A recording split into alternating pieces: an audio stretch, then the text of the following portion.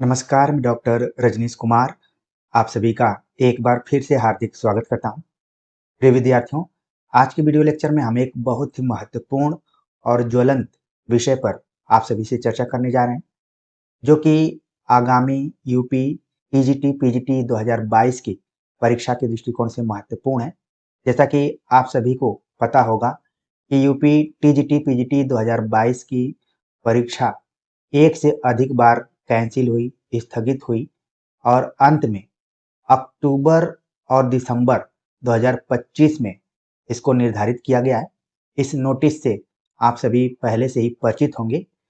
तो जब हम आप सभी से चर्चा कर रहे हैं, वो महीना अगस्त का चल रहा है, तो इसका मतलब है कि आपके पास 3 से 4 महीना बचा हुआ है, जिसमें आप अच्छी तैयारी करके इसमें चयनित हो सकते हैं। तो इसी विषय पर हम बातचीत करेंगे कि चयनित होने के लिए कैसे पढ़ना चाहिए और अंतिम समय में किन चीज़ों पर हमें ध्यान रखना चाहिए, या फिर अपने को कैसे संतुलित करते हुए, संयमित करते हुए इस परीक्षा में एक अच्छे फाइटर के रूप में हमें जाना चाहिए। तो चलते हैं, पहले हम देख लेते हैं कि जो नोटिस निकली हुई थी, उस नोटिस में क्या लिखा गया था। हालांकि आप सभी इसको पहले भी देख चुके होंगे। 1 अगस्त 2025 को ये नोटिस जारी की गई थी, जिसमें बताया गया कि पीजीटी 2022 की लिखित परीक्षा 15-16 अक्टूबर को निर्धारित की गई है। यानी कि सबसे पहले पीजीटी का एग्जाम होगा। और आपको विज्ञापन याद आ गया होगा कि 2022 में आपने जब फॉर्म भरा था, तो कुल 81 के आसपास में सीट थी, यानी कि लगभग 85 सीटें पीजीटी हिंदी में आपको दिखाई देंगी। तो इसकी परीक्षा 15-16 अक्टूबर निर्धारित की गई है। अब आप सभी का एग्जाम 15 को होगा या फिर 16 को होगा, ये एडमिट कार्ड से पता चलेगा। टीजीटी 2022 की परीक्षा दिनांक 18-19 दिसंबर 2025 को निर्धारित की गई है। और आपको इसका भी विज्ञापन याद आ गया होगा कि जब आपने फॉर्म भरा था, तो टोटल इसमें जो सीट है वो 550 से अधिक है। यानी कि टीजीटी में पर्याप्त आपको सीटें दिखाई दे रही हैं, जबकि पीजीटी में अपेक्षाकृत कम है। पीजीटी का एग्जाम पहले है, फिर इसके बाद टीजीटी का है। तो यही दोनों आपके लिए महत्वपूर्ण है। हो सकता है कि कुछ विद्यार्थी इसमें टेट की भी तैयारी कर रहे होंगे। तो उसकी परीक्षा 29-30 जनवरी 2026 को निर्धारित की गई है। तो ये मानकर हम चलते हैं कि इस बार यूपी टीजीटी पीजीटी दोनों की परीक्षाएं हो जाएंगी, जिसके लिए आपको कमर कस के तैयारी में लग जाना है। जितने भी आपके पास बहाने थे, समय का अभाव, जिम्मेदारियां, कौन सी किताबें पढ़ें कौन सी नहीं पढ़ें, सारी चीज़ों को एक किनारे रख के अब आपको मानसिक रूप से अपने को तैयार करना पड़ेगा कि ये जो मौका मिला है, बहुत लंबे अंतराल के बाद एग्जाम को कराने का प्रयास यहाँ पर किया जा रहा है। अब तक तो सभी को ज्वाइन करके कुछ महीने का वेतन ले लेना चाहिए था, लेकिन अभी तक हम एग्जाम की तैयारी करा रहे हैं और लगातार आप सभी पढ़ रहे हैं। लेकिन इस बार हम उम्मीद करते हैं कि एग्जाम हो जाएगा। तो उसके लिए आपको जो भी 3-4 महीने मिले हैं, उसमें करना क्या है, ये सबसे महत्वपूर्ण चीज है।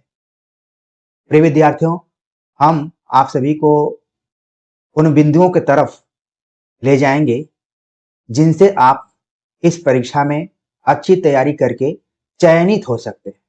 हम एकदम चयनित वाली किताबों को बताएंगे जिसको कि पढ़कर आप चयनित हो सकते हैं। बिल्कुल टू द पॉइंट हम रखने की कोशिश करेंगे और उन्हीं किताबों के बारे में बात करेंगे।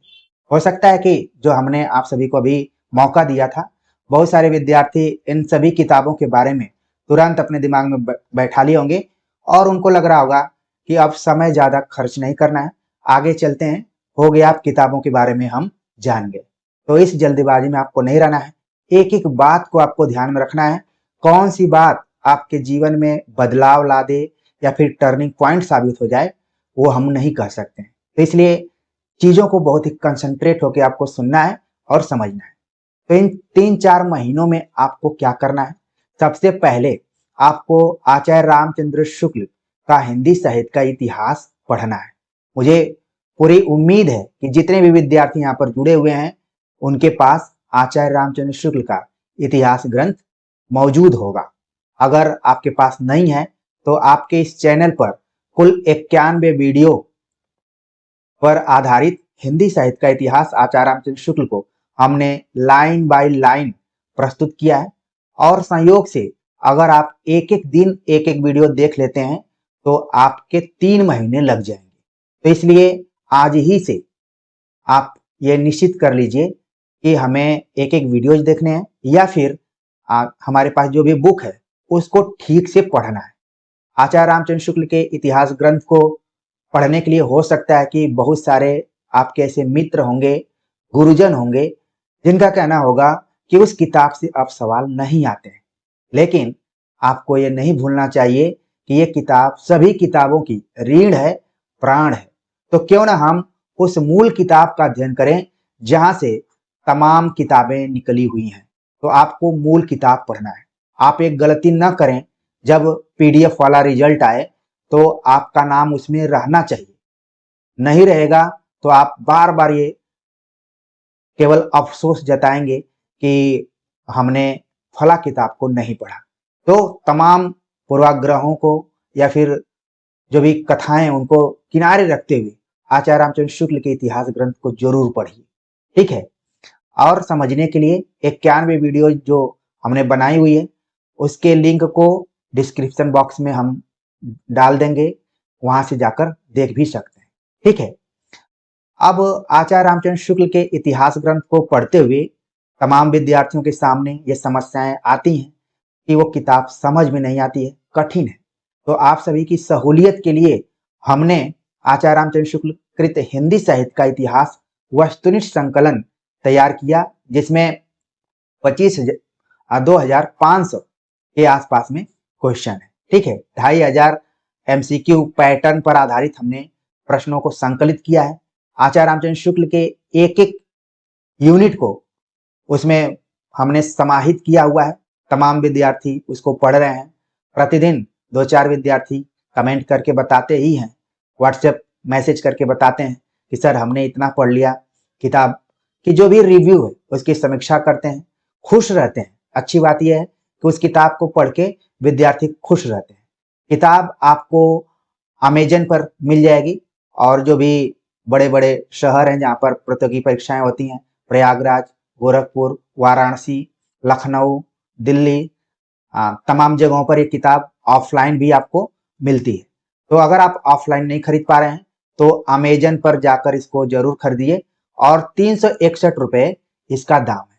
361 रुपए में आपको 2,500 एमसीक्यू पर आधारित प्रश्न मिल रहे हैं। प्रिय विद्यार्थियों, देखने में ये प्रश्न एमसीक्यू पर आधारित हैं, लेकिन सब्जेक्टिव से कम नहीं है। जब आप इसको पढ़ेंगे, कोई चाहेगा कि इसको बहुत ही आसानी से हल कर दें तो नहीं कर पाएगा। जब तक हिंदी साहित्य का इतिहास आप ठीक से नहीं पढ़े रहेंगे और आचार्य रामचंद्र शुक्ल को समझे नहीं रहेंगे, तब तक इस बुक को हल करना मुश्किल है। इसमें सामान्य तरीके के प्रश्न भी हैं, कठिन प्रश्न भी हैं, नए पैटर्न को आधार बनाते हुए भी प्रश्न हमने बनाए हुए हैं। देखिए, सब्जेक्टिव किताब लिखना बहुत आसान है, लेकिन एमसीक्यू पर आधारित किताब को लिखना कठिन है। प्रश्न को बनाना, प्रश्न के मुताबिक विकल्पों को तैयार करना, सही उत्तर को बताना। ठीक है। तो इसमें प्रश्नों का एक संकलन किया गया है और तमाम विद्यार्थियों ने कहा कि सर अगर इसमें व्याख्या होती तो और बेहतर होती। लेकिन जब आपके पास मूल किताब आचार्य रामचंद्र शुक्ल की है तो इस किताब में व्याख्या की कोई जरूरत नहीं है। हमने आपके लिए बुक लिखी हुई है, बेचने के दृष्टिकोण से नहीं लिखा, ना ऑफर देने के दृष्टिकोण से लिखा। हमने सोचा कि आचार्य रामचंद्र शुक्ल के इतिहास ग्रंथ को आप बहुत ही सरलता के साथ पढ़ें, प्रश्न के फॉर्मेट में पढ़ें। तो हमारा ये प्रयास रहा है। इसलिए आप देखेंगे कि इसको लेकर हमने थोड़ा बहुत अपडेट किया कि ये किताब यहाँ से मिल रही है, वहां से मिल रही है। बहुत इसको लेकर ये नहीं कि इसी किताब को आप पढ़िए, हाँ, लेकिन ये किताब आपके पास होगी तो ये मानकर चलिए कि आपकी तैयारी में और मजबूती आएगी। और आपके लिए क्या चाहिए? आपकी तैयारी मजबूत हो। तो इन दोनों किताबों को आप जरूर अपने पास रखिए। अगली जो किताब है उसका नाम है बच्चन सिंह कृत हिंदी साहित्य का दूसरा इतिहास। एक बार हमने आप सभी से चर्चा करते हुए इस बात को बताया था कि आचार्य रामचंद्र शुक्ल के बाद किस इतिहास ग्रंथ को पढ़ना चाहिए, तो उसका नाम है हिंदी साहित्य का दूसरा इतिहास। पिछले आप 2-3 बार के एग्जाम को आप देखेंगे तो वहां पर बच्चन सिंह से बहुत ज्यादा क्वेश्चन पूछे गए, तो इस दृष्टिकोण से ये किताब महत्वपूर्ण है। अगली जो पुस्तक है उसका नाम है one liner book, Govind Saraswati Pande की पुस्तक है। हिंदी का वस्तुनिष्ठ साहित्य का इतिहास एवं भाषा का इतिहास, इस तरीके से उस पुस्तक का नाम है। तो गोविंद पांडे, सरस्वती पांडे ही नाम काफी है, ठीक है। हिंदी साहित्य का वस्तुनिष्ठ इतिहास भाषा एवं साहित्य के दृष्टिकोण से लिखा गया है। तो इस किताब में आप देखेंगे कि आपके रामचंद्र तिवारी कंप्लीट हो जा रहे हैं और नगेंद्र भी कंप्लीट हो जा रहे हैं, तो आपको अलग से कोई किताब नहीं खरीदनी है। इसमें आपका भाषा का पोर्शन भी कंप्लीट हो जाएगा, साथ में काव्य शास्त्र पर आधारित जो भी प्रश्न पूछे जाते हैं वो भी कवर हो जाएंगे। तो लगभग सभी विद्यार्थियों के पास ये किताब रहती है। अगर आप नए हैं और आपको लग रहा है कि हमने फॉर्म तो भरा था 2022 में, लेकिन एग्जाम देने का मूड नहीं था, लेकिन मौका मिला है तो हमें एग्जाम देना चाहिए, तब आप इस किताब को खरीद सकते हैं। लगभग सभी विद्यार्थियों के पास है। तो इसलिए मोटे तौर पर आपके दिमाग में आ गया होगा कि जो हिंदी का गद्य साहित्य रामचंद्र तिवारी की पुस्तक है वो नहीं पढ़ेंगे तो क्या होगा। नहीं पढ़ेंगे तो भी इस किताब से आप कवर कर सकते हैं, नगेंद्र की पुस्तक को भी कवर कर सकते हैं, और खासतौर से आधुनिक काल इस किताब से अच्छे से पढ़िए आप, ठीक है। रामचंद्र शुक्ल का इतिहास ग्रंथ आप पढ़ेंगे तो आदिकाल से लेकर प्रगतिवाद तक सभी चीजें कवर हो जाएंगी, ठीक है। लेकिन आगे का जो भी है उसको आपको हिंदी साहित्य का दूसरा इतिहास और गोविंद सरस्वती पांडे की पुस्तक से कवर करना पड़ेगा। अब बात आती है कि हिंदी व्याकरण को कैसे पढ़ना चाहिए। तो हिंदी व्याकरण के लिए वासुदेव नंदन प्रसाद की किताब आपके पास होनी चाहिए, और इस किताब को कैसे पढ़ें इसको लेकर हम लगातार आप सभी से चर्चा करते रहे हैं, और जो भी हमने चर्चा की है उस वीडियो का लिंक डिस्क्रिप्शन बॉक्स में हम लगा देंगे, ठीक है। अभ्यास सेट के लिए आप चैनल पर उपलब्ध जितनी भी वीडियोज हैं व्याकरण से रिलेटेड उनको देख सकते हैं, और एक बुक मार्केट में चल रही है जो कि हमारे मित्र द्वारा ही लिखी गई है, यूनिवर्सल पब्लिकेशन से है, राजपाल सिंह की पुस्तक है हिंदी व्याकरण। इसको भी आप खरीद सकते हैं। इसमें पिछले साल के आए हुए प्रश्नों का संकलन तैयार किया गया है, तो उसका लाभ आप उठा सकते हैं, ठीक है। और इस चैनल पर जितने भी व्याकरण के प्रैक्टिस सेट करवाए गए हैं या फिर व्याकरण पढ़ाया गया है, बार बार व्याकरण के बारे में हम एक बात कहा करते हैं कि व्याकरण के फॉर्मूला को अगर आप बढ़िया से समझ जाते हैं तो आप सैकड़ों प्रैक्टिस सेट कर सकते हैं, सैकड़ों एग्जाम को क्रैक कर सकते हैं। तो इसलिए फार्मूला को समझना, रटने की बात व्याकरण में नहीं। सबसे जो महत्वपूर्ण बात यह है कि आपके पास पुराने प्रश्न पत्र होने चाहिए। पुराने प्रश्न पत्रों के संकलन के आधार पर बाजार में अनेक किताबें उपलब्ध हैं, जिसमें से आप यूथ पब्लिकेशन की टीजीटी और पीजीटी, एक चीज आपको ध्यान में रखना है कि बहुत सारे विद्यार्थी टीजीटी का एग्जाम देने जाते हैं तो पीजीटी वाली बुक नहीं खरीदते हैं। आपको दोनों बुक खरीदनी है, चाहे वो टीजीटी की हो चाहे पीजीटी की। आप किसी भी परीक्षा में बैठने जा रहे हो, दोनों प्रश्न पत्रों की पुस्तक आपको खरीदना है। थोड़ा सा पैसा लग सकता है लेकिन आप खरीद लीजिए और इसको बारंबार पढ़िए, एक से अधिक बार आपको अध्ययन करना है। और ध्यान रखिए कि यूपी हायर एजुकेशन का एग्जाम हुआ था असिस्टेंट प्रोफेसर का, तो उसके पेपर का लेवल क्या था। पेपर का लेवल बहुत ही सामान्य था, प्रश्नों की में कई जगह त्रुटियां भी थी, फिर भी आपने देखा कि वो तमाम विद्यार्थी, अभ्यर्थी, परीक्षार्थी जिन्होंने हजारों हजारों रुपए के कोर्स खरीदे थे, नोट्स खरीदे थे, कोई मतलब नहीं हुआ। सब कुछ पुराने पेपर आए हुए थे, घुमा फिरा कर जो भी 10 से 15 वर्षों में क्वेश्चन आए थे उन्हीं में से हिंदी के सवाल बन गए थे। तो यही आयोग आपका टीजीटी पीजीटी का भी एग्जाम कराएगा, तो आप देख लीजिए कि किस तरीके के क्वेश्चन बन रहे हैं। आप पुराने प्रश्न पत्रों को एक से अधिक बार पढ़िए, जितना बार, जैसे आप मूल किताबों को पढ़ ले रहे हैं आपके पास समय है तो आप इन पिछले साल के क्वेश्चन पेपर को जरूर देखिए। अगर उसमें से 70% भी रिवीजन हो सकता है, 60% भी हो सकता है। अक्सर यही रेशियो रहता है, 70-30 का, 60-40 का रहता है। ठीक है, नए प्रश्न किसी भी एग्जाम में अगर 15-20 भी आ जाते हैं तो उस एग्जाम को कठिन माना जाना शुरू हो जाता है कि फला परीक्षा बहुत कठिन थी। अक्सर आप देखते हैं कि प्रश्न आपके कहीं न कहीं पढ़े हुए आए रहते हैं, चाहे वो विकल्पों से प्रश्न बन गए हों, चाहे प्रश्न ही रिपीट हो गए। तो इस बात पर मैं जोर दूंगा कि आप पिछले साल के क्वेश्चन पेपर को हल्के में बिल्कुल न लें।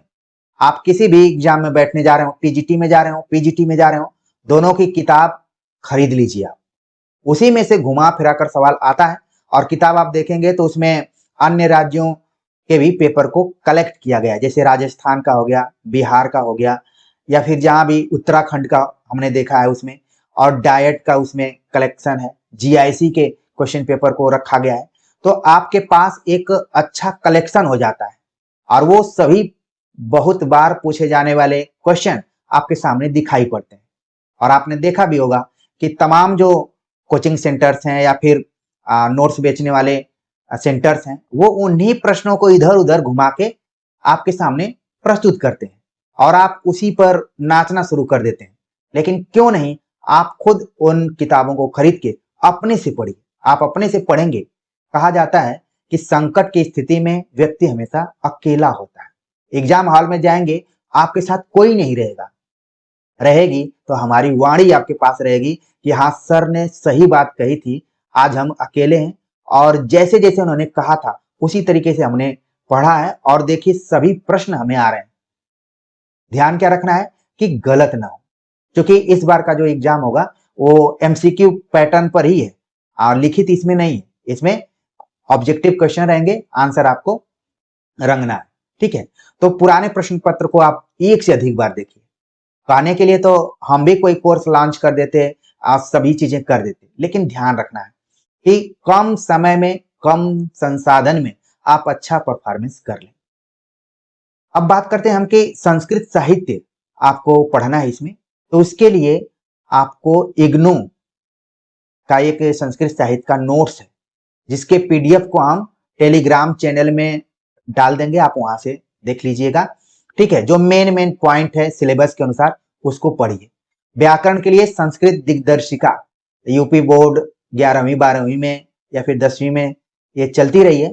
तो अगर आपके आसपास में जो भी इस समय 11वीं 12वीं में हो, उनसे आप लेकर भी पढ़ सकते हैं या फिर अपने नजदीकी बुक सेंटर से जाके खरीद भी सकते हैं, ज्यादा महंगी किताब नहीं आती। इसको लेकर आपको बिल्कुल टेंशन नहीं लेना है कि संस्कृत के लिए हम क्या पढ़ें, कोई इस तरीके से रामबाण वाली किताब बता दीजिए, बिल्कुल नहीं। वो सभी किताबें आपके आसपास मौजूद हैं, बस करना क्या है, आपको एकाग्रचित होकर पढ़ना है। तो प्रिय विद्यार्थियों, 3-4 महीने कम नहीं होते हैं। अगर हम इसको काउंट करें तो लगभग 120 दिन के आसपास में आपके पास है, इससे कम तो बिल्कुल नहीं। अब इस 120 दिनों को अच्छे से आप देते हैं तो हम आपको लिखित रूप से गारंटी देते हैं कि यहाँ से तमाम विद्यार्थी सफल होके आ सकते हैं। जो हमने 550 और 81-85 सीटों की बात की टीजीटी पीजीटी को मिलाकर, तो लगभग 600 के आसपास में पोस्ट हो जा रहे हैं। अब 600 विद्यार्थियों का चयन होगा, बैठेंगे लाखों विद्यार्थी, लेकिन सबके पढ़ने की क्षमता, सबके एकाग्रचित होने की क्षमता अलग अलग है। जो जितना अपने ऊपर विश्वास करेगा वो उतना ही सफलता के नजदीक जाएगा। इस चीज को बिल्कुल आपको ध्यान रखना है। तो जितनी भी किताबों के बारे में हमने चर्चा की है उसको जरूर आप एक बार देखेंगे और मुझे ऐसा लग रहा है कि ये सभी किताबें आपके पास मौजूद होंगी। इसके लिए आपको कहीं अधिक समय भी नहीं देना है कि बुक शॉप पे जाके खरीदना है, ट्रेन पकड़ के जाना है, बस पकड़ के जाना है, कुछ नहीं। आपके पास ये किताबें पहले से ही मौजूद होंगी, बस एक बार उनसे अपना परिचय बढ़ाना है, उनको एक से अधिक बार पढ़ते जाना है एग्जाम के पहले तक, और समय निकालकर एकदम से पिछले साल के क्वेश्चन पेपर को पढ़ते रहना है। और अंत में मैं गुरु आशीर्वाद के रूप में यही कहूंगा कि मूल किताबें खरीदें, कोर्स नहीं। तमाम कोर्सों की किताबें, नोट्स के तले आप दब सकते हैं। लेकिन आप क्यों नहीं उन किताबों को पढ़ें जहां से ज्यादातर सवाल पूछे जाते हैं। मूल किताबों से ही सवाल पूछे जाते हैं। भले कोई ये दावा पेश करे कि यहां से सवाल पूछे जा रहे हैं, ये सब ऐसे ही गलत बात है। मूल किताबों को आप पढ़िए, ठीक है, एक बार पढ़ कर तो देखिए। लाइब्रेरी में आजकल जमाना ऐसा आ गया है कि विद्यार्थी अभ्यर्थी जितने भी हैं वो लाइब्रेरी में अपने को कंफर्ट महसूस करते हैं। उनको लगता है कि यहाँ पर हमारी पढ़ाई हो जाती है, तो वहां पर पढ़िए। अगर कोई किसी के घर में ही अनुकूल वातावरण है, पढ़ने का पूरा वातावरण है, तो वहां पर भी आप पढ़ सकते हैं। दृढ़ संकल्पित होकर टाइम टेबल बनाकर पढ़िए। आपका एकदम फोकस रहे कि इस बार जो भी अवसर मिला है उस अवसर को हमें खोना नहीं है। कई बार हमने महसूस किया अपने परीक्षार्थी जीवन में कि जब हम कोई चीज टारगेट करते हैं तो हमें ये सब नहीं ध्यान में रहता है कि लाइब्रेरी में पढ़ेंगे ठीक रहेगा कि अकेले में पढ़ेंगे ठीक रहेगा। जब भी हमारा एकदम फोकस रहता है इस बार इस एग्जाम को हमें निकालना है, हर हालत में उस चयनित होने वाली पीडीएफ में हमारा नाम होना चाहिए। ये नहीं कि परीक्षा के पहले आप पीडीएफ पीडीएफ इधर उधर चिल्लाते रहे, नकली पीडीएफ धरी की धरी रह गई और असली पीडीएफ में आपका नाम नहीं आया। आपका नाम किस में आना चाहिए? इस असली पीडीएफ में आना चाहिए जिसको कि हम रिजल्ट के रूप में जानते हैं। तो जितनी भी बातों पर हमने चर्चा की है उस पर अगर आप विश्वास करते हैं और अपने ऊपर विश्वास करते हैं तो निश्चित तौर पर आपका चयन होगा। आप कमेंट करके भी बताएंगे कि हाँ, जिन जिन बातों को आपने बताया था उसी को हूबहू हमने फॉलो किया, अपने ऊपर विश्वास किया, अपनी स्ट्रेटजी को बनाया और सफल हो गया। मुझे पूरी उम्मीद है कि अगर इन बातों को आप ध्यान में रखते हैं तो आपको चयनित होने से कोई नहीं रोक सकता है। आप एक दिन कमेंट जरूर करेंगे। तो आज के वीडियो लेक्चर के बारे में आपके कमेंट का हमें जरूर इंतजार रहेगा। हमने सोचा कि 3-4 महीने कम नहीं होते हैं, अपने विद्यार्थियों को बताना चाहिए, क्योंकि आप देख रहे हैं कि दिन प्रतिदिन नियम कानून बदलते जा रहे हैं। कहीं पर डोमिसाइल लागू हो जा रहा है, कहीं पर सब्जेक्ट कॉम्बिनेशन को लेकर दिक्कतें पैदा हो जा रही हैं। तो जो मौके हैं उन मौकों को आप अच्छे से उसका लाभ उठाइए और उसके माध्यम से चयनित होइए। क्योंकि जो भी टीचिंग भर्तियां हैं ये बहुत कुछ चुनावों के ऊपर आधारित होती हैं कि जब भी लोकसभा विधानसभा के चुनाव आते हैं तो थोड़े से आयोग क्या होते हैं, एक्टिव हो जाते हैं। तो उम्मीद यही करते हैं कि यूपी टीजीटी पीजीटी 2022 का एग्जाम अक्टूबर दिसंबर तक कंप्लीट हो जाएगा और आपके हाथ में अगले साल नौकरी रहेगी। आप कहीं न कहीं सरकारी सेवा में कार्यरत दिखाई देंगे। तो कमेंट जरूर आज कीजिए। मिलते हैं एक नए टॉपिक के साथ, तब तक के लिए नमस्कार।